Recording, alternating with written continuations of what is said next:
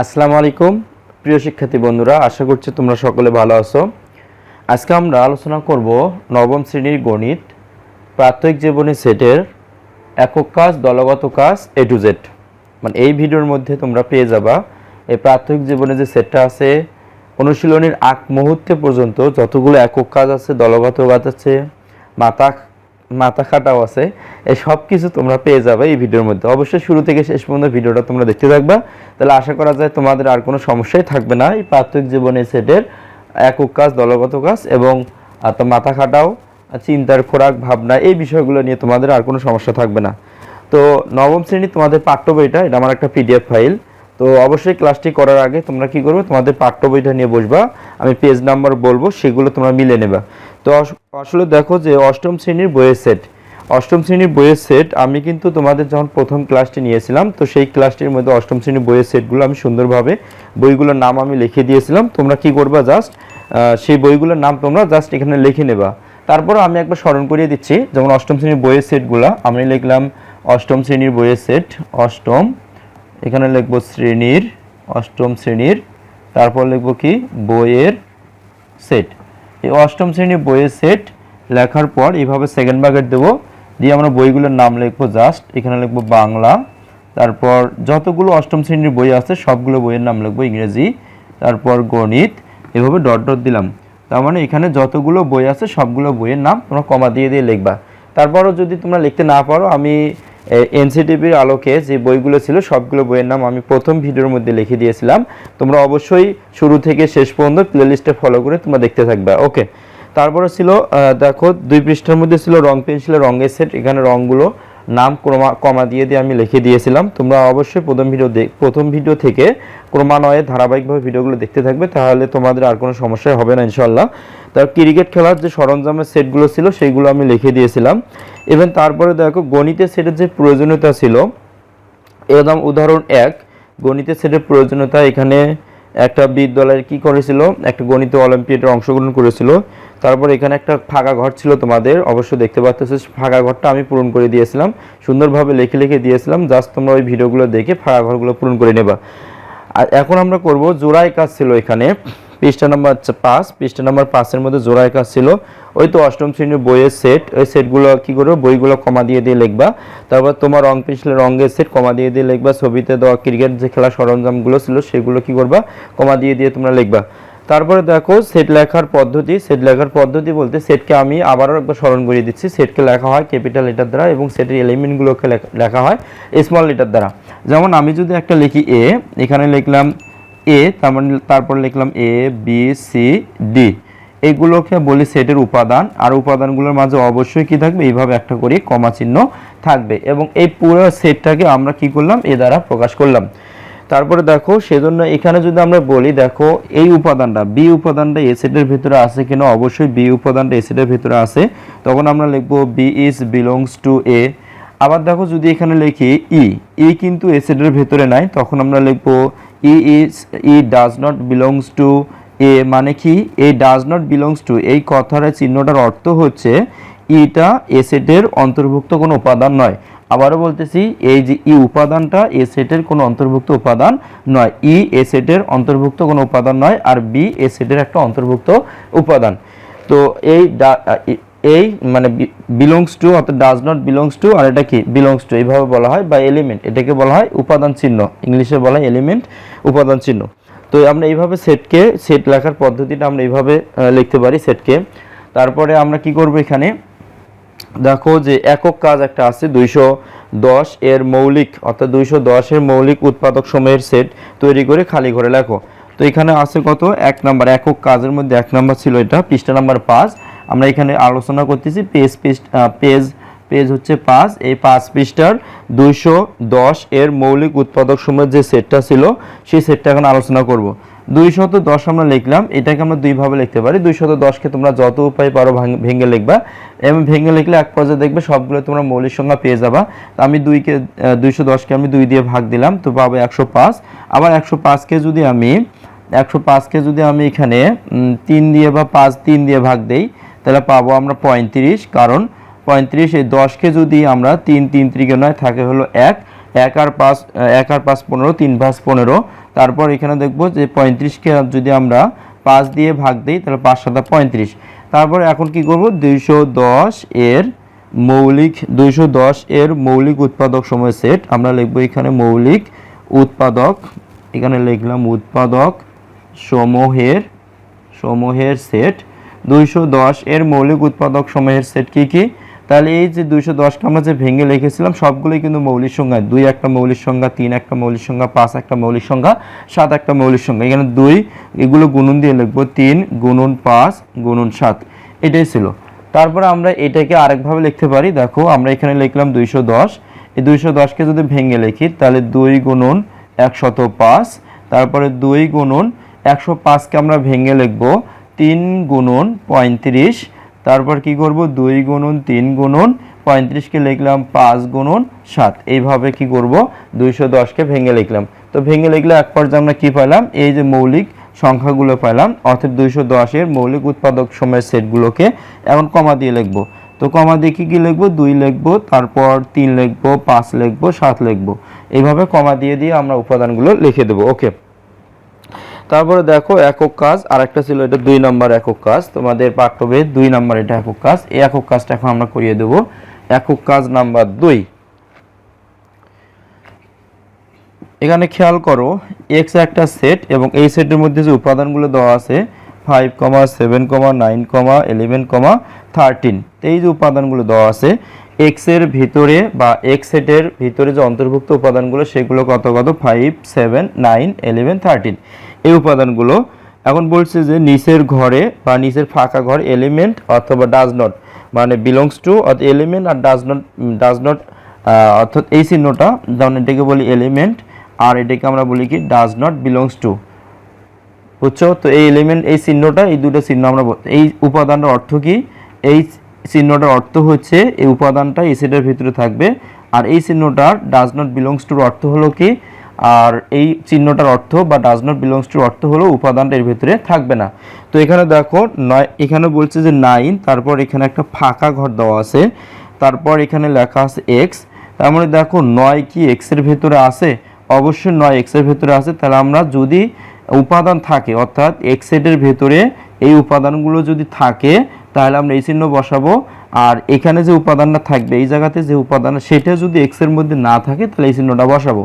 আমি আবারও বলতেছি, এই উপাদানটা যদি x সেটের ভিতরে থাকে তাহলে আমরা এই চিহ্ন বসাবো, আর এই উপাদানটা যদি x সেটের ভিতরে না থাকে তাহলে আমরা এই চিহ্নটা বসাবো। আমরা দেখতে পারতেছি যে এই 9 উপাদানটা x সেটের ভিতরে আছে, সেজন্য এখানে বিলংস টু চিহ্ন বসালাম।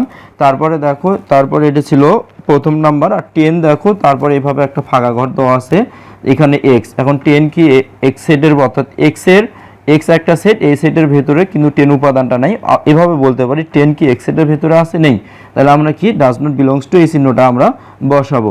তারপরে দেখো এখানে লেখা আছে 3 দেওয়া এভাবে কমা দেওয়া আছে, 3 কি x সেটের ভিতরে অন্তর্ভুক্ত বা 3 কি x সেটের ভিতরে আছে, তাহলে আমরা দেখতে পাচ্ছি 3, এই 3 উপাদানটা x সেটের ভিতরে যে উপাদানগুলো আছে তার মধ্যে নাই, সেই জন্য আমরা এখানে কি বসাবো, ডাজ নট বিলংস টু বসাবো। তারপর এখানে বলা আছে 13 দিয়ে এভাবে একটা কি আছে বক্স আছে।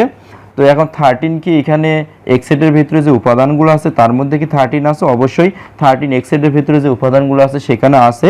তো x সেট, তারপর এখানে লিখবো এলিমেন্ট। তো এলিমেন্ট এইভাবে আমরা কি করতে পারি, এটাকে লিখতে পারি, আমরা লিখতে পারি যেমন 13 is an element of x set.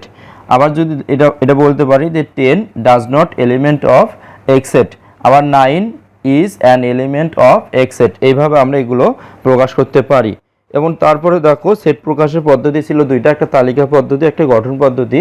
এগুলো আমি পূর্বের ভিডিওগুলোর মধ্যে আলোচনা করেছি। তোমরা যদি পূর্বের ভিডিওগুলো দেখে না থাকো তাহলে অবশ্যই পূর্বের ভিডিওগুলো দেখে নেবে, নেওয়ার পরে এই জোড়াই কাজ, একক কাজ, এই ভিডিওটা তোমরা ধারাবাহিকভাবে দেখতে থাকবা। ইভেন তারপরে দেখো একক কাজগুলো আমরা করব বিশেষ। এখানে দেখো একক কাজের মধ্যে অর্থাৎ তালিকা এবং গঠন পদ্ধতির মধ্য থেকে কিছু একক কাজ করিয়ে দেওয়া হয়েছে। এই একক কাজগুলো এখন আমরা করব। আমি আবারও বলতেছি, তালিকা এবং গঠন পদ্ধতির মধ্য থেকে কিছু একক কাজ করিয়ে দেওয়া হয়েছে। এই একক কাজগুলো এখন আমরা সলভ করব।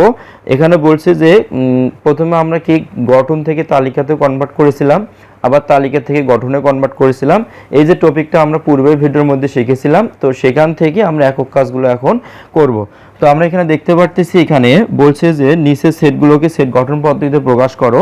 এখানে পৃষ্ঠা নাম্বার 7, এখানে পেজ নাম্বার কত 7, এই 7 নাম্বার পেজের মধ্যে বলছে নিচের সেটগুলোকে সেট গঠন পদ্ধতিতে প্রকাশ করো। এখানে কর মধ্যে বলছে কি, যে বলছে হল এ সেটের ভিতরে যে এলিমেন্টগুলো আছে -28 -21, তারপর -14, তারপর -7, তারপর 7 14, তারপর আছে 21 ইভেন, তারপর 28। তো এই সেটটার দিকে যদি আমরা ভালোভাবে খেয়াল করি, আমাদের কি করতে হবে, এখানে বলা আছে সেটগুলোকে সেট গঠন পদ্ধতিতে প্রকাশ করো। 1 নম্বর, সেট গঠন পদ্ধতিতে যদি আমরা প্রকাশ করতে চাই তাহলে অবশ্যই অর্থাৎ তালিকার ভিতরে যে উপাদানগুলো আছে এই উপাদানগুলোর প্রতি আমাদের একটু বিশেষ নজর দিতে হবে, দেখতে হবে যে কোন শর্ত সাপেক্ষে এই উপাদানগুলো মেইনটেইন করতেছে বা চলতেছে, সেই শর্তটা আমাকে অবশ্যই কি করতে হবে, বের করতে হবে। যদি শর্তটা বের করতে না পারো তাহলে কিন্তু হবে না, আর শর্তটা অবশ্যই মাথা খাটে শর্তটা লিখতে হবে। তো দেখো এখানে বলা হচ্ছে যে 28 21 14 আর হচ্ছে 7, এগুলো সমস্ত যে এলিমেন্টগুলো আমরা দেখতে পাচ্ছি সবগুলো এলিমেন্ট কিন্তু 7-এর গুণিতক। 7-এর গুণিতক বাউন্ডিং কোথায় থেকে, বাউন্ডিং হচ্ছে -28 থেকে শুরু করে 28 পর্যন্ত। আর এর ভেতরে কিছু একটা উপাদান এখানে মিস্টেক আছে, সেটা কি, সেটা কিন্তু x ইকুয়াল যে 0 হয়, অর্থাৎ পূর্ণ সংখ্যার ভেতরে যে শূন্য থাকে, শূন্যটা কিন্তু এখানে দেওয়া নাই। তো আমাদের কি করতে হবে, এটা অবশ্যই বলে দিতে হবে। তো এখন আমরা কি লিখবো, আমরা লিখবো x জানো বা x এলিমেন্ট z, বলে দিলাম xটা কি পূর্ণ সংখ্যা, তারপরে বলবো এইভাবে দিলাম যেন x কি করে কমা দিয়ে লিখলাম 7 এর গুণিতক, 7 এর গুণিতক, গুণিতক মানে কি 7 এর গুণফল সবগুলো এখানে আছে, 7 এর গুণিতক। তারপরে কি করব, আমি কি লিখলাম x এলিমেন্ট z, এখানে যে উপাদানগুলো আছে সবগুলোই পূর্ণ সংখ্যা। আর পূর্ণ সংখ্যার কন্ডিশন আমরা কি জানি, পূর্ণ সংখ্যার কন্ডিশন জানি শূন্য থাকবে, এই পাশে সকল পজিটিভ নাম্বার, এই পাশে সকল নেগেটিভ নাম্বার, মানে শূন্য সহ সকল ধনাত্মক এবং সকল ঋণাত্মক সংখ্যাকে কি বলে, পূর্ণ সংখ্যা বলে। আমরা এখানে বললাম x এলিমেন্ট z যেন x, 7 এর গুণিতক, 7 এর গুণিতক এবং 7 এর গুণিতক, এবং এটা বাউন্ডিংটা কোথায় থেকে কোথায় পর্যন্ত খেয়াল করো, বাউন্ডিংটা -28 থেকে শুরু হয়ে -28, বাউন্ডিংটা অবশ্যই -28 এর সমান বা এখান থেকে শুরু হয়ে কতদূর পর্যন্ত চলবে, চলবে হচ্ছে 28 পর্যন্ত। ইভেন এখানে কমা দিয়ে, এখানে দেখো এ সেটের ভেতরে কোনো শূন্য কিন্তু নাই, তার মানে আমরা বলে দেব x ডাজ নট কি 0, x ডাজ নট ইকুয়াল কি লিখবো 0। তারপর এইভাবে সেকেন্ড ব্র্যাকেটটা আমরা ক্লোজ করে দেব। তো এখন দেখো এই সেটের ভিতরে যে এলিমেন্টগুলো ছিল বা যে উপাদানগুলো ছিল সেগুলোকে আমরা কি করলাম, গঠন পদ্ধতিতে প্রকাশ করলাম। তো আমাদের এখানে সেট যে গঠন পদ্ধতিতে প্রকাশ করতে হয়, এই গঠন পদ্ধতি প্রকাশে কয়েকটা শর্ত আছে, শর্তগুলোকে আমাকে চিনতে হবে। যদি লিখি 7, আমি যদি একটা বোঝানোর চেষ্টা করতেছি, দেখো আমরা কিভাবে গঠন পদ্ধতিতে প্রকাশ করতে পারি। যদি লিখি 7 এর থেকে বড় 10 এর থেকে ছোট, তার মানে এই শর্তটা যদি আমরা লিখি তাহলে কি হবে না, x এর মানটা 7ও হবে না, 7 বাদে 7 এর থেকে বড় মান, 7 বাদে 7 এর থেকে বড় মান। আর এখানে কি এই মানটা 10 এর সমান হবে না, তাহলে সমান কখন হবে, সমান হবে যদি এইভাবে ইকুয়াল চিহ্ন থাকে। এই ইকুয়াল চিহ্ন মানে এই পাশে x থাক, থিটা থাক বা যাই থাক, তো এই মানটা এই পাশের কি মানের সমান। আমরা যদি বলি x less than or equal x, তাহলে x এর মানটা 7 সমান, x এর মানটা 7 সমান বা তার থেকে বড়। আমরা যদি এখানে লেস দ্যান অর ইকুয়াল লিখি 10, তাহলে এখন এটার অর্থটা কি হবে, এটার অর্থ হবে x এর মানটা 7 এর সমান বা তার থেকে বড়, আর 10 এর সমান বা তার থেকে ছোট। এটার অর্থ কি, x এর মানটা 7 থেকে বড়, 10 থেকে ছোট। তারপরে যদি আমরা লিখি 7, এখানে লেস দ্যান অর ইকুয়াল লিখলাম, x লেস দ্যান কি দিলাম, লেস দ্যান দিলাম 10। এর অর্থ কি, x এর মানটা হবে 7 এর সমান। কেন কারণটা হচ্ছে কি, আমরা যে এখানে লেস দ্যান অর ইকুয়াল চিহ্ন দিয়েছি, সেই জন্য কি হবে, x এর মানটা 7 এর সমান বা তার থেকে বড় এবং 10 থেকে কি ছোট। x এর মানটা 7 এর সমান বা তার থেকে বড় এবং 10 থেকে কি ছোট। তারপর যদি আমরা লিখি x 7 এর থেকে x এর মানটা বড়, লেস দ্যান অর ইকুয়াল 10, তাহলে এই জায়গাতে কি হবে, x এর মানটা 7 এর থেকে বড় এবং 10 এর সমান বা তার থেকে ছোট। এইভাবে আমরা কি করতে পারি, কোন একটা তালিকা পদ্ধতিকে গঠন পদ্ধতিতে কনভার্ট করতে পারি। তো তারপরে দেখো আমরা খ নম্বর অঙ্কটা এখন সলভ করব। খ নম্বর অঙ্কটার মধ্যে বলছে খ নম্বর অঙ্কটা সলভ করার আগে তোমাদের শিখতে হবে সেটের সেট। সেটের সেট বলতে কি, সেটের মধ্যে যদি কোনো একটা উপাদানকে রিপিট করে লেখা যায় তাহলে ওই সেটের কোনো পরিবর্তন হয় না। যেমন আমরা যদি লিখি a ইকুয়াল, লিখলাম 2 3 7, এই সেটটাকে যদি আমি আবার বি সেট দিয়ে লিখলাম, 2 কে একবার রিপিট করে লিখলাম, কি করছি 2 কে একবার রিপিট করে লিখছি, লিখলে কি হবে, এই সেটের উপাদানের কোনো পরিবর্তন হবে না, কোনো এই সেটের মধ্যে কোনো ইফেক্ট পড়বে না। তো তারপরে এখন আমরা কি করব, এইভাবে এই থিওরির সাহায্যে আমরা খ নাম্বারটা সলভ করব। দেখো একটু ভালোভাবে খেয়াল করো, বির মধ্যে বলা আছে কি, বির মধ্যে বলা আছে 0,1, তারপর 2,3,5, তারপর 8, ডট ডট, এইভাবে আরও এলিমেন্ট থাকতে পারে। এই সেটটাকে আমরা একটু যদি রিপিট করে লিখি, একটু রিপিট, জাস্ট একটু রিপিট করে যদি লিখি, তাহলে কোনো না কোনো একটা কন্ডিশনের উপর মেনটেন করে চলবে। যেমন আমরা লিখলাম এখানে 0,1কে একবার রিপিট করে লিখলাম, এই 1কে রিপিট করে লেখার কারণে এই সেটের উপরে কোনো ইফেক্ট পড়বে না, কোনো প্রভাব পড়বে না, বা এই সেটের মানে কোনো পরিবর্তনও হবে না। তারপরে এখানে লিখলাম 2, তারপর 3, ইভেন 5, 8। তো আমরা এইভাবে লিখলাম। তো তোমরা যদি খেয়াল করো, এই যে 1 কি, এই পূর্ববর্তী যে দুইটা সংখ্যা আমরা দেখতে পারতেছি 0 + 1, পূর্ববর্তী দুইটা সংখ্যার যোগফল, 0 এবং 1 এর এই যোগফল কত, 1। আবার যদি আমরা 2 দেখি, 2 কি হয়েছে, পূর্ববর্তী যে দুইটা সংখ্যা, এখানে 1 আর এই 1, এই দুইটার যোগফল কত, 2। এখানে 3 কি হয়েছে, 3 হয়েছে পূর্ববর্তী দুইটা সংখ্যা, এই যে 1 + 2 = কত, 3। তাহলে কোনো একটা পদ তার পূর্ববর্তী দুইটি পদের যোগফলের সমান হচ্ছে। তাহলে এই যে কনসেপ্টটা, কোনো একটা পদ তার পূর্ববর্তী দুইটি পদের যোগফলের সমান হচ্ছে, তাহলে এই কনসেপ্টটা কি, এই কনসেপ্টটা হলো ফিবোনাক্কির কনসেপ্ট। তার মানে এখানে কি লিখবো, এখানে লিখবো আমরা x যেন x ধনাত্মক পূর্ণ সংখ্যা, x যেন x 0 থেকে শুরু করছে, আমরা অঋণাত্মক পূর্ণ সংখ্যা লিখতে পারি, কারণ 0 থেকে শুরু করে সকল ধনাত্মক সংখ্যাকে আমরা অঋণাত্মক সংখ্যা বলি। তো x যেন x, আমরা লিখলাম x যেন x ধনাত্মক পূর্ণ সংখ্যা বা অঋণাত্মক পূর্ণ সংখ্যা, কারণ 0 থেকে শুরু হয়েছে। তাহলে অঋণাত্মক কি সংখ্যা, পূর্ণ সংখ্যা। তো অঋণাত্মক পূর্ণ সংখ্যা, তাহলে কি বললাম, x যেন x অঋণাত্মক পূর্ণ সংখ্যা। এইভাবে এটা চলতে থাকবে। যেহেতু অঋণাত্মক পূর্ণ সংখ্যা, কিন্তু এখানে শর্ত দিতে হবে অঋণাত্মক পূর্ণ সংখ্যা যাক এবং কি হবে, ফিবোনাক্কি, ফিবোনাক্কি, এই কথাটা আমরা বলবো। অথবা এটাকে এভাবে লিখতে পারি, অথবা এটাকে যদি আমরা লিখি বি সেট, এখানে দিলাম সেকেন্ড ব্র্যাকেট x যেন x ফিবোনাক্কি সংখ্যা, এটা লিখতে পারি ফিবোনাক্কি সংখ্যা।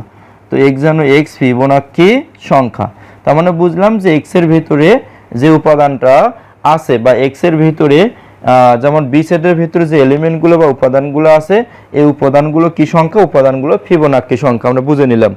এবং তারপরে দেখো একক কাজ 2 এখন আমরা সলভ করব। একক কাজ 2 সেটা আমরা এখন সলভ করতেছি কোথায় থেকে, সেট গঠন পদ্ধতি এবং তালিকা পদ্ধতির যে একক কাজ, পেজ নাম্বার কত, 7 যে 2 নম্বর অঙ্ক আছে সেটা এখন আমরা সলভ করব।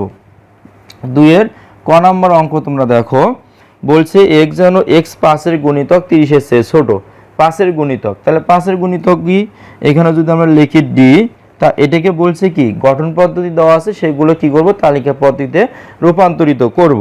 যেমন বলা আছে x যেন x, তারপর বলা আছে 5 এর গুণিতক, x যেন x 5 এর গুণিতক এবং 30 এর চেয়ে ছোট, বলা আছে x যেন x 5 এর গুণিতক এবং 30 এর চেয়ে ছোট। যেহেতু x যেন x 5 এর গুণিতক এবং 30 এর চেয়ে ছোট, তাহলে এই জায়গাতে আমরা কি করব, 5 এর গুণিতকগুলো লিখব 30 এর চেয়ে ছোট। তাহলে 30 এর চেয়ে ছোট 5 এর গুণিতকগুলো কি কি হতে পারে, আমরা যেমন লিখলাম 30 এর চেয়ে ছোট 5 এর গুণিতকগুলো লিখব 30 এর চেয়ে ছোট 5 এর গুণিতক, 30 এর চেয়ে ছোট 5 এর গুণিতক। তাহলে আমরা লিখতে পারি গুণিতক সমূহ, এখানে যদি লিখি তাহলে কত হবে, 5 অক্ষে 5, 5 দুগুণ 10, যেমন এইভাবেও কি 5 × 1 বা 5 × 1 = 5, তাহলে 5 × 2 = 10, 5 × 3 = 15, তাহলে 5 × 4 = 20, তারপর 5 × 5 = 25, 5 ইন্টু 6 ইজ ইকুয়াল টু 30। বলছে 30-এর চেয়ে ছোট, 30-এর সমান এটাও কিন্তু বলে নাই, 30-এর চেয়ে ছোট। তাহলে 30-এর চেয়ে ছোট আর কি কি হতে পারে, যেমন এই মানগুলো 30-এর চেয়ে ছোট। আর কি হতে পারে, ঋণাত্মক মানগুলো হতে পারে না, যেমন 5 ইন্টু -1 ইজ ইকুয়াল টু -5। এইভাবে -5 -10 মাইনাস অর্থাৎ -15 -20 এবং মাইনাস এইভাবে চলতেই থাকবে, সবগুলো মান 30-এর চেয়ে ছোট। এই মানগুলোকে যদি এখন আমরা ক্রমান্বয়ে এখানে লিখি, তাহলে লিখবো ডট ডট, আমরা লিখলাম -10, তারপর -5, তারপর 0, 5, 10, 15, even 20, তারপর 25। ইভেন এই যে মানগুলা, এই মানগুলোই হচ্ছে কি অ্যান্সার। তার মানে ডি সেট আমরা ডি সেট ইকুয়াল এটা লিখবো। তাহলে পাঁচের গুণিতক কিন্তু 30-এর চেয়ে ছোট, 5-এর গুণিতক কিন্তু কি 30-এর চেয়ে ছোট, এই মানগুলা এখানে অ্যাকসেপ্টেবল। যদি এখানে আর একটা শর্ত বলে দিত 5-এর গুণিতক 30-এর চেয়ে ছোট কিন্তু ধনাত্মক পূর্ণ সংখ্যা, বা বললো যে x যেন স্বাভাবিক সংখ্যা 5-এর গুণিতক, তখন কিন্তু অ্যান্সার হতো এইগুলা। আবার যদি বলতো x যেন অঋণাত্মক পূর্ণ সংখ্যা 5-এর গুণিতক, তাহলে কিন্তু 0 থেকে অ্যান্সার হতো। তারপরে যদি বলতো x যেন ধনাত্মক পূর্ণ সংখ্যা 5-এর গুণিতক, তাহলে কিন্তু অ্যান্সার হতো এটা। তার মানে এখানে যে কন্ডিশন দাও, যদি বলা থাকতো x যেন বা x এলিমেন্ট z যদি z প্লাস যদি থাকতো, এখান থেকে আমরা বুঝে নিতাম যে কি ধনাত্মক পূর্ণ সংখ্যাগুলোই অ্যাকসেপ্টেবল। তো এখানে কিছুই বলা হয় নাই, সেই জন্য 30-এর চেয়ে ছোট সকল 5-এর গুণিতক যতগুলো হবে সবগুলো আমরা নিয়ে এখানে কাজ করব। ওকে, এখন আমরা খ নাম্বারটা সলভ করব। খ নাম্বারের মধ্যে বলছে কি, খ নাম্বার সলভ করব, বলছে যে f ইকুয়াল x যেন x, তারপর বলছে 30-এর গুণনীয়ক। এখন একটা বিষয়, গুণনীয়ক আর হচ্ছে গুণিতক, এই টপিকটা আমরা একটু ক্লিয়ার করব। গুণনীয়ক আর গুণনীয়ক আর একটা লিখলাম আমরা গুণিতক। এই জায়গাতে এই গুণিতককে আমরা বলবো গুণফল। কোনো একটা কিছুর গুণিতক যদি চাই, তাহলে ওই কোনো কিছুর যতগুলো গুণফল আছে আমরা সবগুলো বের করব। তাহলে গুণিতক ইজ ইকুয়াল টু গুণফল। তারপরে এখানে একটা গুণনীয়ক বলতে কি বোঝায়, তাহলে গুণনীয়ক ইজ ইকুয়াল টু উৎপাদক। তাই কি বললাম আমরা, গুণনীয়ক ইজ ইকুয়াল টু উৎপাদক। তাহলে গুণনীয়ক বলতে কি বোঝায়, উৎপাদক বোঝায়। যেমন আমি যদি বলি যে 4 এর গুণনীয়ক, তাহলে কি হবে, 4 এর গুণনীয়ক বলতে কি বোঝায়, 4 কে ভেঙে যত উপায়ে উৎপাদক লেখা যাবে সেটা, মানে 4 কে ভেঙে দুটো সংখ্যা লিখবো, ওই দুটো সংখ্যা ইনটু আকারে লিখবো। এইভাবে কতগুলো সংখ্যা আমরা ইনটু আকারে লিখতে পারি, সেটাই হচ্ছে 4 এর গুণনীয়ক। যেমন আমরা লিখলাম 4, এভাবে লিখি 4 into 1 is equal to 4, 4 into 1 is equal to 4। তারপর 4 কে ভেঙে লিখতে পারি 2 ইন্টু 2 ইজ ইকুয়াল টু 4। এই 4 কে আমরা যত উপায়ে ভাঙিয়ে লিখতে পারবো সবগুলোই হবে এক একটা করে 4 এর কি গুণনীয়ক। তাহলে 4 এর গুণনীয়ক 1 হবে, 2 হবে, আর কি হবে 4 হবে। এখন যদি লিখি 4 এর গুণনীয়ক, তাহলে কি হবে, 4 এর গুণনীয়ক হবে কত, 1 একটা, 2 একটা, even 4 একটা, এগুলো হবে কি 4 এর গুণনীয়ক। এখন যদি বলি গুণিতক, 4 এর গুণিতক কি হবে, 4 এর গুণিতক হবে, আমরা যদি লিখি 4 এর গুণিতক, তাহলে 4 এর গুণিতক বলতে আমরা কি বুঝবো, 4 কে এখানে তো কোনো কন্ডিশন বা বাউন্ডিং দেওয়া নাই, যেহেতু কোনো কন্ডিশন বা বাউন্ডিং দেওয়া নাই, সেহেতু 4 এর গুণিতকগুলো কি করব, আমরা যতগুলো পারি গুণ আকারে লিখতে থাকবো। যেমন 4 ইন্টু 1 ইজ ইকুয়াল টু 4, এগুলো গুণফল, 4 into 2 is equal to 8, 4 into 3 is equal to 3 4 12, 4 into 4 is equal to 16। এই যে যতগুলো মান আমরা পাবো, যত পেতে থাকবো, সবগুলো হবে কি 4 এর গুণিতক, যদি কোনো বাউন্ডিং দেওয়া না থাকে। তো এখানে দেখো, এখানে কি বলছে, গুণনীয়ক মানে কি উৎপাদক। তাহলে 30 কে আমরা এখানে কত উপায়ে ভাঙতে পারি সেটা এখন লিখবো। তো আমরা এখন কি করব, 30 এর গুণনীয়ক সমূহ বের করব, অর্থাৎ 30 এর গুণনীয়ক সমূহ। তাহলে 30 এর গুণনীয়ক সমূহ কি কি হতে পারে, 30কে কত উপায়ে ভাঙতে পারি সেটা এখন দেখব। তাহলে 30 ইন্টু 1 ইজ ইকুয়াল টু 30, তারপর 15 into 2 is equal to 30, 6 into 5 is equal to 30। তাই 30কে কি আরও ভেঙে লেখা সম্ভব? যেমন হচ্ছে 30 ওকে 30, 15 দুগুণ 30, 5 6 30। আমার মনে হয় না 30কে আরও ভেঙে লেখা যাবে। তাহলে 30-এর গুণনীয়ক সম কী কী হবে? 30-এর গুণনীয়ক সম হবে একটা 1, তারপর 2, তারপর 5, 6, 15 even 30। এই 30-এর গুণনীয়ক সম হবে এটা। যেহেতু এখানে সেটের মধ্যে বলছে সেজন্য আমরা কি করব, যেহেতু সেটের মধ্যে বলছে তাহলে এর সেকেন্ড ব্র্যাকেট দেব এবং 30-এর যে গুণনীয়কগুলো আছে সেগুলো কমা দিয়ে সেকেন্ড ব্র্যাকেট দুই পাশে সেকেন্ড ব্র্যাকেট দিয়ে আবদ্ধ করে দেব। যেমন 1 লিখব, 2 লিখব, 5, 6, 15 এবং 30। এই ছিল 30-এর গুণনীয়ক। তাহলে 30-এর গুণনীয়ক সেটগুলো আমরা খুব সহজেই লিখতে পারলাম। এখন আমরা গ নাম্বারটা সলভ করব। গ নাম্বার কি বলছে দেখি। গ নাম্বার বলছে g ইকুয়াল x যেন x ধনাত্মক পূর্ণ সংখ্যা।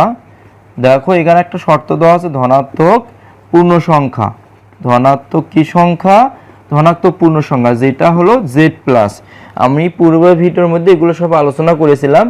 x যেন x ধনাত্মক পূর্ণ সংখ্যা যেটা z প্লাস, ধনাত্মক পূর্ণ সংখ্যা এবং কি বলছে, এবং বলছে x স্কয়ার লেস দ্যান 17। তার মানে কি, এখন x এর কোন কোন মানের জন্য খেয়াল করো, x এর কোন কোন মানের জন্য x স্কয়ারের মানটা 17 থেকে ছোট হবে, x এর সেই সকল মান গ্রহণযোগ্য। খেয়াল করো x এর কোন কোন মানের জন্য x স্কয়ারের ভ্যালু 17 থেকে ছোট হবে, x এর সেই সকল মান গ্রহণযোগ্য। তাহলে এখন আমরা যেহেতু এখানে আরেকটা কন্ডিশন দেওয়া আছে ধনাত্মক পূর্ণ সংখ্যা, তার মানে বলছে যে x এর যে মানগুলো x এর সকল মান বা x এর সকল মান কি বলছে, ধনাত্মক পূর্ণ সংখ্যা। x এর সকল মান ধনাত্মক পূর্ণ সংখ্যা। যেহেতু x এর সকল মান ধনাত্মক পূর্ণ সংখ্যা বলছে, সেই জন্য x এর মানগুলো কি কি হতে পারে, একটা 1 হবে, 2 হবে, 3 হবে, 4, 5, 6 ডট ডট, এই সকল মান হবে। এখন এই মানগুলো বসিয়ে এই পাশের কন্ডিশনটাকে আমরা স্যাটিসফাইড করব। যেমন x ইকুয়াল 1 হলে এখানে যেহেতু শর্ত দিছে কি x স্কয়ার, তার মানে x এর মান কত 1, 1 এর উপর স্কয়ার, ভ্যালু কত পেলাম 1, যা কিনা 17 থেকে ছোট। তার মানে x স্কয়ারের মানটা 17 থেকে ছোট হয়েছে x এর কোন মানের জন্য, 1 মানের জন্য, সেই জন্য এই মানটা কি গ্রহণযোগ্য বা অ্যাকসেপ্টেবল। তারপর কি লিখব, x ইকুয়াল 2 হলে আমরা এখন লিখব x ইকুয়াল 2 হলে, অর্থাৎ x ইকুয়াল 2 হলে কি করব, x ইকুয়াল 2 হলে তার মানে কি x স্কয়ার ইকুয়াল 2 এর উপর স্কয়ার, 2 এর উপর স্কয়ার করলে কত হবে, 4 হবে, 4। এখন x স্কয়ারের ভ্যালু, এই x স্কয়ারের ভ্যালু 17 থেকে ছোট হতে হবে, x স্কয়ারের ভ্যালু কত পেলাম 4, 4 কি 17 থেকে ছোট, তাহলে x স্কয়ারের ভ্যালু কত পেলাম 4, 4 হচ্ছে 17 থেকে ছোট। যেহেতু 4 17 থেকে ছোট, x এর কোন মানের জন্য, x এর মান 2, যখন x এর মান 2 তখন x স্কয়ারের মানটা আসলো 4, এই 4 কি 17 থেকে ছোট হলো, এই জন্য x এর মানটা 2 গ্রহণযোগ্য। এখন আমরা কি লিখব, x ইকুয়াল 3 হলে, x ইকুয়াল 3 হলে x স্কয়ার ইকুয়াল 3 এর উপর স্কয়ার ইকুয়াল 9। আমরা এখানে বলতেই পারি 9 17 থেকে অর্থাৎ 17 থেকে ছোট, 9 17 থেকে ছোট।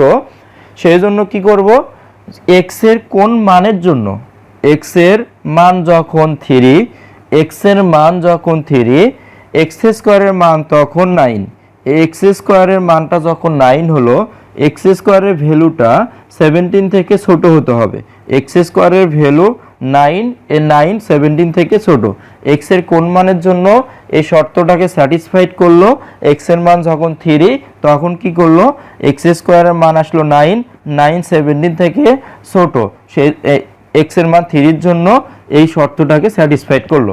এইভাবে এখন আমরা কি করব, x ইকুয়াল 4, 5, 6 ইত্যাদি যতক্ষণ পর্যন্ত এই শর্তটাকে এক্স স্কোয়ার অর্থাৎ এক্স স্কোয়ার লেস দেন 17 এই শর্তটাকে স্যাটিসফাইড করবে, এক্স এর যতগুলো মানের জন্য স্যাটিসফাইড করবে সেই মানগুলো আমরা ক্রমান্বয়ে লিখব। যেমন এক্স ইকুয়াল 4 হলে এক্স স্কোয়ার ইকুয়াল 4 এর উপর স্কোয়ার এক্স স্কোয়ার ইকুয়াল 4, অর্থাৎ এক্স ইকুয়াল 4 হলে এক্স স্কোয়ার, তাহলে এক্স এর জাত কত বসালাম 4, তার উপর স্কোয়ার, আর 4 এর উপর স্কোয়ার মানে কত 16, অর্থাৎ 16। এই 16টা কি 17 থেকে অবশ্যই ছোট। তাহলে এক্স ইকুয়াল 5 হলে আমরা যদি লিখি এক্স ইকুয়াল 5 হলে তাহলে এখানে কি করব, এক্স স্কোয়ার ইকুয়াল 5 এর উপর স্কোয়ার, 5 এর উপর স্কোয়ার দিলে কত পাই 25, 25 কি 17 থেকে ছোট, অবশ্যই 25 17 থেকে ছোট নয়। তাহলে এক্স ইকুয়াল 5 এই মানের জন্য এই যে এক্স স্কোয়ার লেস দেন 17 এই ভ্যালুটাকে কি করতেছে না, স্যাটিসফাইড করতেছে না, সেই জন্য কি এই মানটা আমরা নেব না। এই মানটা ছাড়া যে মানগুলোর জন্য স্যাটিসফাইড করেছে সেই মানগুলো এই শর্ত সাপেক্ষে রাইট। তাহলে এখন আমরা কি লিখব, জি ইকুয়াল এক্স এর কোন কোন মান, এক্স এর মান 1, এক্স এর মান 2, 3, 4 এই মানের জন্য, তাহলে এক্স এর কোন কোন মানের জন্য শর্তটাকে স্যাটিসফাইড করলো, এক্স এর মান হচ্ছে যখন 1 হলো এক্স স্কোয়ারের মান 1 17 থেকে ছোট, এক্স এর মান যখন 2 হলো এক্স স্কোয়ারের মান আসলো 4, এই 4 17 থেকে ছোট, এক্স এর মান যখন 3 হলো এক্স স্কোয়ারের মান কত আসলো 9, 9 এই 17 থেকে ছোট, এক্স এর মান যখন 4 হলো এক্স স্কোয়ারের মান কত 16 হলো, 16 17 থেকে ছোট। তাহলে এক্স এর মান যখন 1 2 3 4 তখন কি করলো, এক্স স্কোয়ারের মানটা 17 থেকে ছোট হয়। এক্স এর এই মানগুলোর জন্য এই শর্তটা স্যাটিসফাইড করে, এই জন্য এক্স এর মান হবে কত 1 2 3 4। এখন আমরা পরের অঙ্কটা সলভ করব, ঘ নম্বর অঙ্কটা এখন সলভ করব। ঘ নম্বর অঙ্কের মধ্যে কি বলছে যে এইচ ইকুয়াল, আমরা লিখি এখন ঘ নম্বরটা সলভ করব। এখানে আমরা দেখতে পারতেছি এইচ ইকুয়াল এক্স যেন x square plus 3x plus 2 equal 0 এরকম যদি তোমরা দেখতে পাও তাহলে কি করবা, এই যে এই ভিতরে যে সমীকরণটা আছে এই সমীকরণটাকে জাস্ট সমাধান করবা। তো এখন আমরা কি করব, এক্স স্কোয়ার আমরা লিখলাম এখানে লিখে এই শর্তটা বা সমীকরণটা এখানে সমাধান করব, x square plus 3x plus 2 is equal 0। এখন এই সমীকরণটাকে যদি আমরা সমাধান করতে চাই তো কি করব, এটাকে শুধুমাত্র আমরা মিডল টার্ম করব, ঠিক আছে। তো দেখো মিডল টার্ম করার শর্ত কি, এক্স স্কোয়ারের সহগ যা থাকবে এবং ধ্রুবক পদ, এক্স স্কোয়ারের সহগ এবং ধ্রুবক পদ এই দুটোকে আগে গুণন করে লিখব। তাহলে 1 × 2, তাহলে গুণফল কত পেলাম প্লাস 2 পেলাম। এখন গুণফল যত পাবো এবং চিহ্ন সহ, আমি আবার বলতেছি এক্স স্কোয়ারের সামনে চিহ্ন সহ এবং ধ্রুবক পদের সামনে চিহ্ন সহ জিনিসটাকে গুণ করব, করি এখানে যে চিহ্ন পাবো যদি গুণফল প্লাস হয় তাহলে দুইটা সংখ্যাকে অর্থাৎ গুণফলকে দুইটা সংখ্যায় কনভার্ট করব, ওই দুটো সংখ্যার যোগফল মাঝখানেরটা হবে আর ওই দুটো সংখ্যার গুণফল এইটা হবে। তার মানে আমরা যদি একটা 1 লিখি একটা 2 লিখি তাহলে এখন 1 × 2 এই দুটো সংখ্যার গুণফল এইটা হবে আর এই দুটো সংখ্যার যোগফল মাঝখানেরটা হবে। এখন আমরা কিভাবে বুঝবো যে দুইটাই প্লাস হবে নাকি দুইটাই মাইনাস হবে। তো এখন যেহেতু এখানে প্লাস আছে, প্লাস কখন হয়, প্লাস হয় প্লাস ইনটু প্লাস, এই প্লাসে প্লাসে কি হয় প্লাস হয়, আর কোন ক্ষেত্রে প্লাস হয়, আর মাইনাসে কি হয় প্লাস হয়। যেহেতু এখানে আমরা প্লাস পাচ্ছি তাহলে এই প্লাস করব দুই ভাবে, একটা হলো এই যে 1 এর সামনে প্লাস 2 এর সামনে প্লাস, তাহলে কত হলো প্লাস 3x। যদি এখানে মাইনাস 3x থাকতো তাহলে 1 এর সামনে মাইনাস করতাম, 2 এর সামনে মাইনাস করতাম। তার মানে আমাদের কনফার্ম এই যে এক্স স্কোয়ারের সহগ এবং ধ্রুবক পদ গুণ করে যদি প্লাস হয় সেখান থেকে দুইটা সংখ্যা কনভার্ট করব, সেই দুইটা সংখ্যায় যদি প্লাস হয় তাহলে মাঝখানে হবে প্লাস এবং ওই দুইটা সংখ্যায় যদি মাইনাস হয় তাহলে মাঝখানে হবে কি মাইনাস।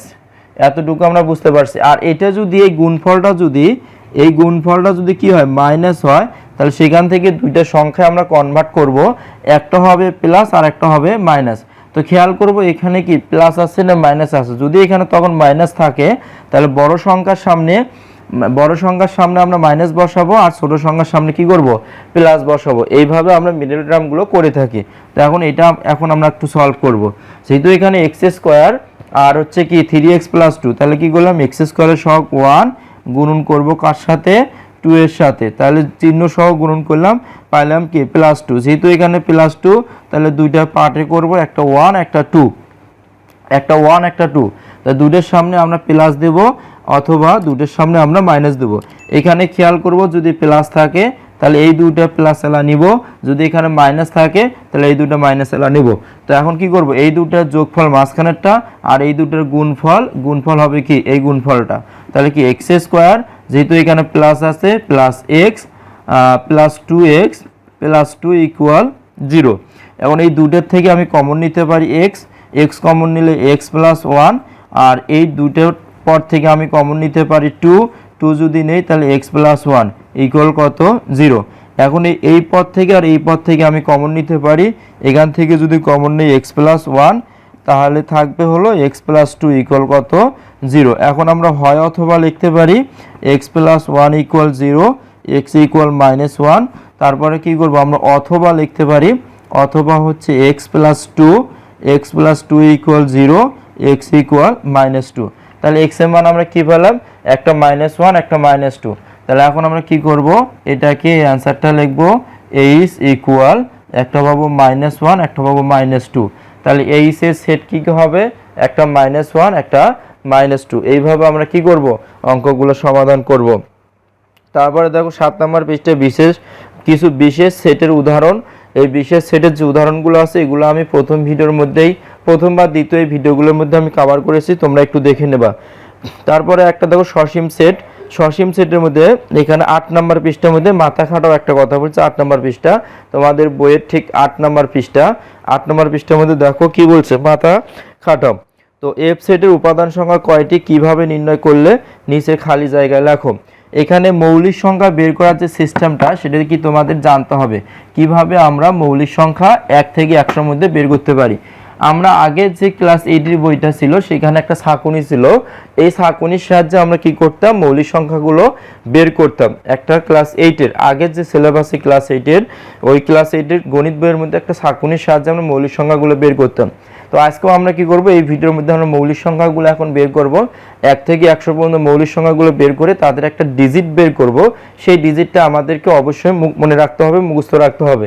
এই ডিজিটটা খুবই ফোন নাম্বারের মতো ডিজিটটা আমরা মুখস্থ করব। আমরা কি করব এখানে 1 থেকে লিখলাম, 1 কিন্তু আমাদের মৌলিক সংখ্যা নয়, এটা একটা সহমৌলিক সংখ্যা। তাহলে 1 2 3 4 5 6 7 8 9 10।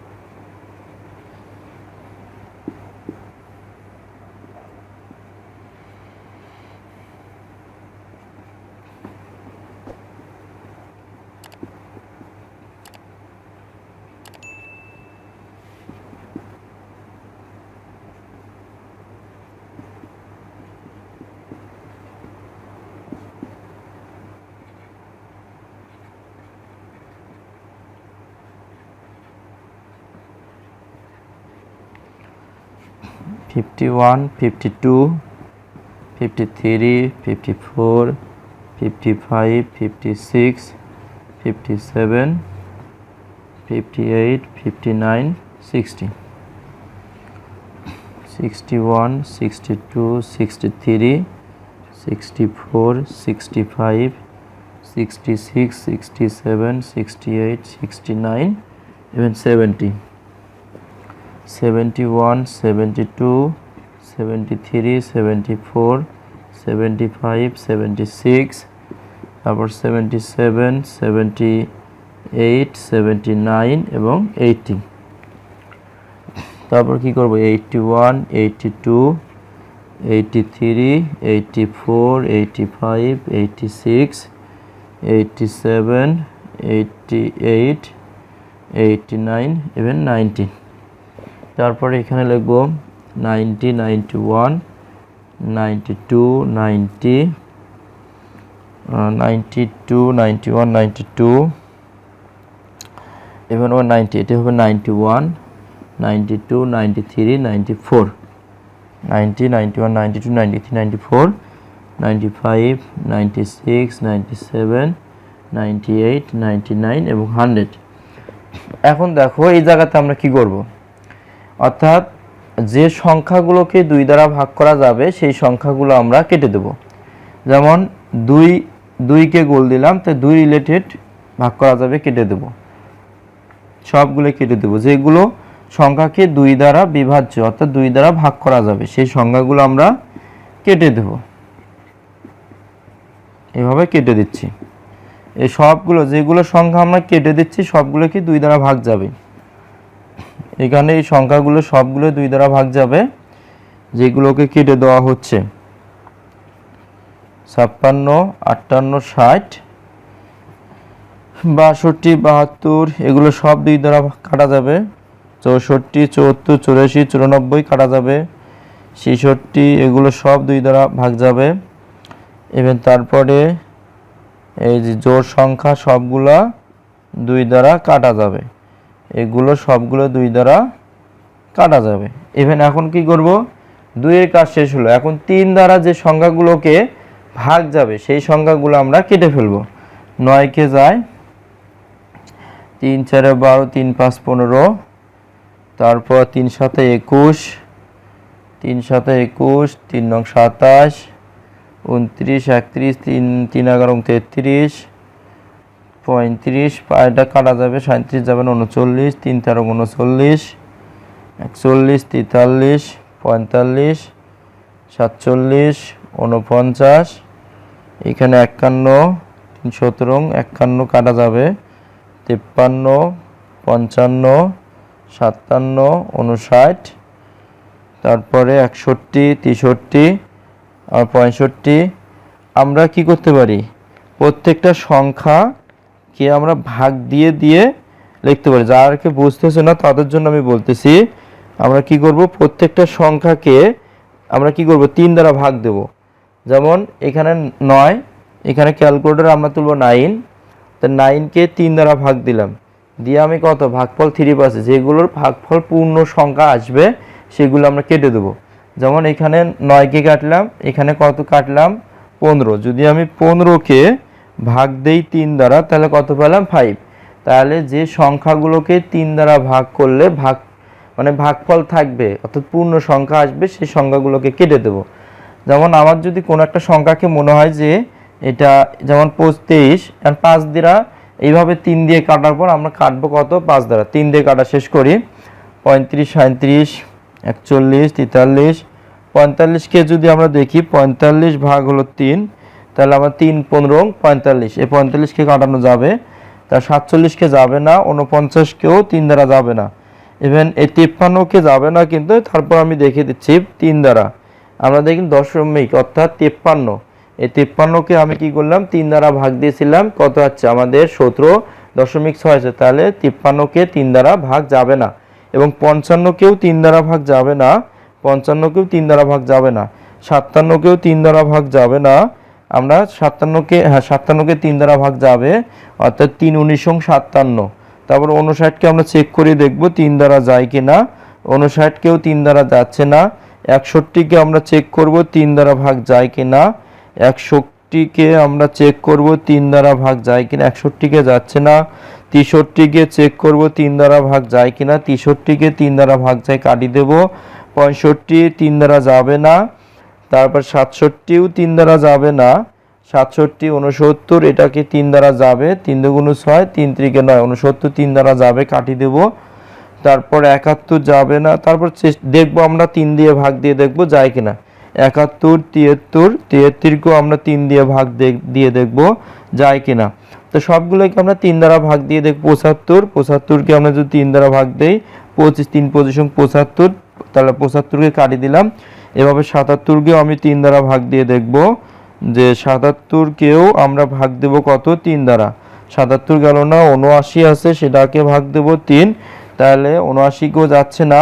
79 পর আছে 81, 81 কে আমি 3 দ্বারা ভাগ দেব, অবশ্যই যাবে 27, 81 কে 3 দ্বারা ভাগ দিলে যাবে। তারপর কত 83, 83 কে 3 দ্বারা ভাগ দেব। তারপর কি করব 85, এই 85 কে আমি কি করব 85 কে 3 দ্বারা ভাগ দেব। তারপর এই পাশে 87, 87 কে 3 দ্বারা ভাগ দেব, 29, 87 যায়। তারপর 89 আছে, 89 কে ভাগ দেব 3 দ্বারা, যাচ্ছে না। 91 কে ভাগ দেব 3 দ্বারা, অবশ্য যাবে না। তারপর 93 কে ভাগ দেব 3 দ্বারা, এটা অবশ্যই যাবে। 3 দ্বারা ভাগ দিলাম 31 এসেছে, এটা যাবে। তারপর 95 যাবে না, 97, 99 তো 3 দ্বারা ভাগ যাবে। ইভেন এগুলো 3 দ্বারা ভাগ গেল। তারপরে কি করব 3 এর পর আমরা 5 আছে, 5 দ্বারা কি করব সবগুলোকে ভাগ দেব। তাহলে যে সংখ্যাগুলো 5 দ্বারা বিভাজ্য সেই সংখ্যাগুলো আমি কেটে দেব। যেমন এখানে 7 আছে, 5, আমরা যদি এখানে দেখি আর কি সংখ্যা 17, 19 এগুলোকে যাবে না। 23, এখানে 25 আছে, 25 কে কেটে দিলাম। তারপর এখানে 31 যাবে না, 35 আছে, কেটে দিলাম, 5 7 35। তারপর আর কি 41, 43, 43 তো 5 দ্বারা যাবে না। তারপর আমরা চেক করি দেখব যে 43 কে 5 দ্বারা যায় কিনা, যাবে না। 43 এ পাশে কি আছে 49, 49 7 দ্বারা যাবে, কাটিয়ে দিলাম। তারপর 49 গেল, এই পাশ থেকে 53, এই 55 5 দ্বারা যাবে, কাটিয়ে দেব 55, কিন্তু 53 কি 5 দ্বারা যাবে না, 5 দ্বারা 53 যাবে না। আর 53 কিন্তু আমার 3 দ্বারাও যাবে না, 53 কিন্তু 7 দ্বারাও যাবে না। তো 53 একটা মৌলিক সংখ্যা। তারপরে এখানে 59, 59 কে কি 5 দ্বারা যাবে, যাবে না। 59 কে যদি আমরা 5 7 দ্বারা ভাগ দিয়ে যাবে না। আর 59 কে কোনো কিছু দ্বারা ভাগ করলে যাবে না, 59 গেল। 61, 61 কেও যাবে না কোনো কিছু দ্বারা ভাগ। 61 কে যদি আমরা 5 দ্বারা ভাগ দিয়ে হবে না, 61। 65, 65 কে 5 দ্বারা ভাগ যেতে পারে, 5 তেরং 65। 67 যাবে না। তার 77, 7 11 77 কাটাকাটি যাবে। তারপর এখানে 71, 73, আমরা 71 কে যদি 7 দ্বারা ভাগ দিই তো যাবে না। 71 কে ভাগ দিলাম 5 দ্বারা, যাবে না। 71, এখানে কত 73 আছে, 73 একটা মৌলিক সংখ্যা, 3 দিয়ে তো যাবে না, 5 দিয়েও যাবে না। ইভেন 73 কে 7 দ্বারাও যাবে না, 7 দ্বারা যাবে 77 কে, সেটা কেটে দিছে 79। এখন 79 কে ভাগ দেব একবার, 3 দ্বারা যাবে না। 79 কে ভাগ দেব 5 দ্বারা, ভাগফল আসে না। 79 কে ভাগ দেব 5, তারপরে 7 দ্বারা, আসতেছে না। 79 একটা মৌলিক সংখ্যা কনফার্ম। তারপর এখানে কি করব 83, 83 কে আমরা ওইভাবে ভাগ দেব। 83 কে একবার 3 দ্বারা ভাগ দেব, 83 কে একবার 5 দ্বারা ভাগ দেব, 83 কে একবার 5 দ্বারা ভাগ দেব, একবার 7 দ্বারা ভাগ দেব। তো দেখতেছি ভাগফল আমাদের পূর্ণ সংখ্যা আসে না। 85 কে আমি যদি 85 কে 5 দ্বারা ভাগ দেই 17, তাহলে 85 কাটা যাবে। এই পাশ থেকে 89, ঠিক 89 কে যদি আমি 3 দ্বারা ভাগ দেই যাবে না। 89 কে 5 দ্বারা ভাগ দিই যাবে না। 89 কে 7 দ্বারা ভাগ দিই যাবে না। 89 এর পর 91, 91 কে যদি আমি 3 5 5 দ্বারা ভাগ দিই তো যাবে না। 91 কে 7 দ্বারা ভাগ দিলেও যাবে না, ও যাবে। 91 কে 7 দ্বারা ভাগ গেছে। তারপর এখন 95 আছে, 95 কে 5 দ্বারা ভাগ দেব 19, এটা চলে গেছে এইগুলা। তো এখন এখানে টোটাল 25টা সংখ্যা হবে 1 ছাড়া। তো আমরা এখানে লিখলাম 1 2 3 4। তার প্রথমে আমরা কত পেলাম সংখ্যাগুলো এখানে লিখি। 1 থেকে, অর্থাৎ 1 থেকে 10 এর মধ্যে যে মৌলিক সংখ্যাগুলো পাইলাম সেই মৌলিক সংখ্যা হচ্ছে 2, তারপর 3 2 3 5 7। 1 থেকে 10 এর মধ্যে মৌলিক সংখ্যা কত পেলাম 2 3 5 7। তারপর 11 থেকে 20 এর মধ্যে আমরা মৌলিক সংখ্যা পেলাম 11, অর্থাৎ 11 13, তারপর 17 এবং 19। তাহলে এখানে কয়টা পেলাম 4টে সংখ্যা পেলাম মৌলিক, এখানে 4টে সংখ্যা পেলাম। ইভেন 21 থেকে, অর্থাৎ 21 থেকে 30 পর্যন্ত, 21 থেকে 30 পর্যন্ত মৌলিক সংখ্যা কয়টা পেলাম? একটা পেলাম 23 আর একটা পেলাম 29, দুইটা। তারপরে খেয়াল করো 23 আর 29, 31 থেকে 40 পর্যন্ত এখানে মৌলিক সংখ্যা পাবো কয়টা? 31 একটা পেলাম, 31কে তো কোনো সংখ্যা দ্বারা ভাগ যাবে না, 37কে কোনো সংখ্যা দ্বারা ভাগ যাবে না। ইভেন তারপরে 41 থেকে শুরু করে 50 পর্যন্ত এখানে মৌলিক সংখ্যা কয়টা পেলাম? একটা 41 পাইলাম, একটা 43 পাইলাম আর একটা 47 পাইলাম মৌলিক সংখ্যা 47। তারপরে 51 থেকে শুরু করে 60 পর্যন্ত এখানে মৌলিক সংখ্যা কয়টা পেলাম? 53 একটা মৌলিক সংখ্যা পাইলাম, 53, তারপর 59, এই দুইটা মৌলিক সংখ্যা পাইছি। তারপরে 61 থেকে 70-এর মধ্যে মৌলিক সংখ্যা কয়টা পাইলাম? একটা পাইলাম 61, একটা সংখ্যা পাইলাম আমরা 61। তারপরে আমরা পেলাম 67, ইভেন তারপরে কত পেলাম? 61 থেকে 67-এর মধ্যে আর কোনো মৌলিক সংখ্যা নেই। তারপর 71 থেকে 80-এর মধ্যে মৌলিক সংখ্যা আমরা কয়টা পেলাম? একটা পেলাম 71, তারপর 73, তারপর 79, এখানে তিনটা মৌলিক সংখ্যা পাইলাম। 71, তার মানে 81 থেকে শুরু করে 90 এর মধ্যে কয়টা মৌলিক সংখ্যা পাইলাম? একটা পাইলাম 83, একটা পাইলাম 89, 89। তারপর 91 থেকে শুরু করে 100 এর মধ্যে টোটাল কতগুলো মৌলিক সংখ্যা পেলাম? 91 থেকে শুরু করে 100-এর মধ্যে মৌলিক সংখ্যা পেলাম একটি। আমরা টোটাল সংখ্যাগুলো গুণে দেখি 25 হয় কিনা। এখানে 4, 8, 10, 12, 12 আর 3 15, 15, 16, 17, 18, 19, 20, 21, 22, 23, 24, 25, এই টোটাল মৌলিক সংখ্যা পাইলাম আমরা 25টা। তো এখন এখানে যদি আমরা প্রশ্নটার দিকে খেয়াল করি, ছিল এফ এর মধ্যে ছিল এক্স যেন মৌলিক সংখ্যা, এক্স যেন, এগুলো অবশ্যই তোমরা মাথায় রাখবা যে এইভাবে ফোনের একটা ডিজিটের মতো মাথায় রাখতে পারো। সেটা কি রকম আমি একটু বলি যে এরকম মাঝে মাঝে প্রশ্ন আসতে পারে এইভাবে যে 81 থেকে 90 পর্যন্ত মৌলিক সংখ্যা কয়টি? দুইটা। 91 থেকে 100 পর্যন্ত মৌলিক সংখ্যা কয়টি? একটি। 71 থেকে 80 পর্যন্ত মৌলিক সংখ্যা কয়টি? 71 থেকে 80 পর্যন্ত মৌলিক সংখ্যা এখানে তিনটা। তো এখানে টোটাল মৌলিক সংখ্যা কয়টা? 60টি, এখানে 60টি, এখানে হচ্ছে 2টি।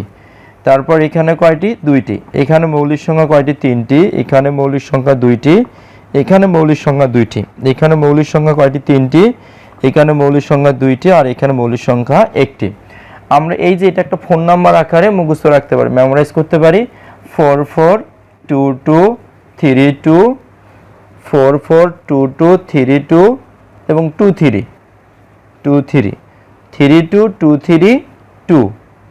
232, তারপর কত হবে? 1। দেখো 4422 মানে 322321, 322321, 4422322321। তার মানে এখানে টোটাল কত? 4, 8, 10, 10, 2, 4, এখানে 4, 4, 8, 2, 10, 12, 15, 17, 18, 19, 19, 20, 20 আর 3 আর 2, 5, 25। তাহলে আমরা টোটাল এখানে কত পেলাম? 25টি সংখ্যা পেলাম। সংখ্যাটা আমরা ফোন নাম্বার আকারে মনে রাখবো, 44223223, তারপর 21, 4422322321, এইভাবে সংখ্যাটা মনে রাখবো। তাহলে এটা মনে রাখলে আমাদের এখানে ফায়দা কি হবে? 1 থেকে 10। দেখো এখানে একটা প্রশ্ন বলছে যে এফ যেন, এখানে লিখলাম এক্স যেন এক্স মৌলিক সংখ্যা, এক্স যেন এক্স মৌলিক সংখ্যা বলছে যা কিনা 30। তাহলে 30 থেকে শুরু করে, 30-এর থেকে বড় আর 70-এর থেকে ছোট। তাহলে এখানে টোটাল মৌলিক সংখ্যা কয়টা হয়? সেই সংখ্যা কয়টা এখন আমরা দেখব 30 থেকে। তাহলে 30 থেকে এই সংখ্যাটা 31 থেকে শুরু করে 40, এখানে টোটাল আছে কয়টা? 2টা। তাহলে আমরা সংখ্যাগুলো যদি 30 থেকে লিখি তাহলে একটা পাচ্ছি 31, 37, তারপর আমরা পাবো 41 43 41 43 47, তারপর আমরা পাবো 53 59, এখানে লিখলাম 53 59, এই সংখ্যাগুলো মৌলিক সংখ্যা হিসেবে বাস 53 59, তারপরে 61 67, এখানে লিখলাম 61 67, আর কি পাবো 61 67, তারপর 70 আছে, 70-এর মধ্যে আর কোনো সংখ্যা নেই। এখানে জন্য গণে দেখি টোটাল কয়টা, 1 2 3 4 5 6 7 8 9টা, তাহলে টোটাল আমরা কয়টা সংখ্যা পেলাম, 9টি। তো এখানে কি বলছে, এফ সেটের উপাদান সংখ্যা কয়টি, এফ সেটের উপাদান সংখ্যা হচ্ছে 9টি। কিভাবে নির্ণয় করলে, নিচে খালি জায়গা লেখো। এই তো আমরা যেভাবে নির্ণয় করলাম এখনো এইভাবে লিখবা। তো এখন কি করবে, যেহেতু এখানে শুরুর পয়েন্টটা কত 30, তো আমরা কাজ করব 30 থেকে 70 পর্যন্ত সংখ্যাগুলো লিখবো, তারপরে জোড় সংখ্যাগুলো আগে কেটে দেব, তারপরে যেগুলো থাকবে সেগুলো 3 দ্বারা বিভাজ্য হয় কিনা কেটে দেবো, 5 দ্বারা বিভাজ্য হয় কিনা কেটে দেবো, 7 দ্বারা বিভাজ্য হয় কিনা কেটে দেবো। দেওয়ার পর যেগুলো সংখ্যা পড়ে থাকবে সেগুলোই হচ্ছে কি এফ সেটের উপাদান সংখ্যা, এই সংখ্যাগুলো পড়ে থাকবে। এই সংখ্যাগুলো আমরা দেখতে পাচ্ছি 31 37 41 43 47 53 59 61 67, এই সংখ্যাগুলো পড়ে থাকবে। এই সংখ্যাগুলো হবে কি এফ সেটের অন্তর্ভুক্ত। তাহলে আমরা এখানে কি লিখব, এইভাবে কমা দিয়ে আমরা তালিকা পদ্ধতিতে যদি প্রকাশ করি এটা লিখব এফ সেট। ওকে, ডান। তারপরে দেখি অসীম সেট থেকে এখানে উপরে এখানে একটা প্রশ্ন ছিল 9 নম্বর পৃষ্ঠার মধ্যে, উপরের সেটগুলো কেন অসীম। 9 নম্বর পৃষ্ঠার মধ্যে একটা প্রশ্ন ছিল উপরের সেটগুলো কেন অসীম, কারণ প্রত্যেকটা সেটের উপাদান সংখ্যা গণনা করে শেষ করা যায় না, এজন্য উপরের সেটগুলো কি অসীম সেট। অসীম সেটের মধ্যে ছিল আরেকটা দলগত কাজ ছিল, যেমন 10-এর 66 আমি পূরণ করে দিয়েছি ভিডিওর মধ্যে, অর্থাৎ এই ভিডিওগুলো, পূর্বের ভিডিওগুলো তোমরা অবশ্যই দেখবা। তার মধ্যে এখানে একটা পয়েন্ট ছিল 8 নম্বর এবং 9 নম্বর, অর্থাৎ 9 পৃষ্ঠার মধ্যে দেখো 8 নং এবং 9 নং সেটের উপাদান সংখ্যা কয়টি করে। 9 পৃষ্ঠার এখন 8 নম্বর এবং 9 নম্বর উপাদান সংখ্যাগুলো দেখব। 9 পৃষ্ঠা, অর্থাৎ 8 নম্বরের মধ্যে কি বলছে, 8 নং, আমরা 8 নংটা যদি খেয়াল করি 9 পৃষ্ঠার মধ্যে, তোমরা একটু ফলো করো, তোমরা বই বাই করে জাস্ট 9 পৃষ্ঠার 8 নং প্রশ্নটা দেখো।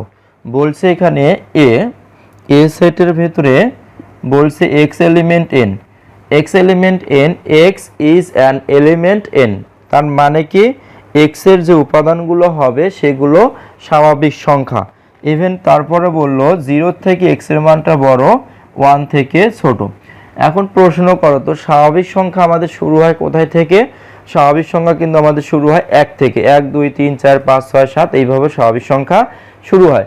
এখন 0 থেকে 1 এর মধ্যে কি কোনো স্বাভাবিক সংখ্যা আছে, 0 থেকে 1 এর মধ্যে কোনো স্বাভাবিক সংখ্যা নাই, তাহলে এখানে উপাদান সংখ্যা কত হবে, একটি বা 0। 0 থেকে 1 এর মধ্যে কোনো স্বাভাবিক সংখ্যা নেই, এটা অসীম না সসীম, এটা অবশ্যই সসীম, আর এখানে ফাঁকা সেট হবে, কোনো উপাদান সংখ্যা নাই। তারপরে দেখো 9 নম্বরের মধ্যে বলছে এক্স এলিমেন্ট কিউ, বলে দিছে এক্স এলিমেন্ট কিউ যেটা হলো মূলদ সংখ্যা, তারপর এখানে বলছে এক্স স্কোয়ার ইকুয়াল -1, তাহলে কি বললাম এক্স এলিমেন্ট কিউ যা কিনা মূলদ সংখ্যা, যেন এক্স স্কোয়ার ইকুয়াল কত -1।